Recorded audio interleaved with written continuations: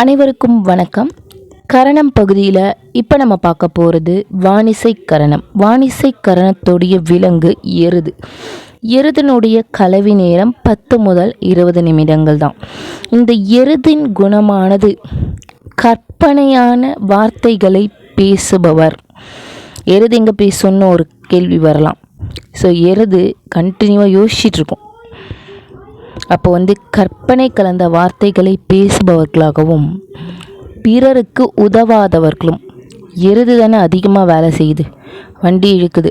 ஆனால் இவங்களுடைய குணம் அது பிறருக்கு உதவாத குணமாக இருக்கும். உலகத்தோட ஒப்ப ஒழுகாத ஒரு குணம். மனைவிக்காக எதையும் செய்யக்கூடியவர். இப்போ கூட நம்ம பிக்சரில் கூட எப்படி இருக்குன்னா, மனைவிக்காக எருதானது சமைச்சிட்ருக்கு. அப்போது பெண்களுக்காக எதையும் செய்யக்கூடிய தன்மை இவர்களுக்கு இருக்கும். இது நம்மளுடைய திருமண வாழ்வோடு எவ்வாறு சம்மந்தப்படுதுன்னு அடுத்த பதிவில் பார்க்கலாம்.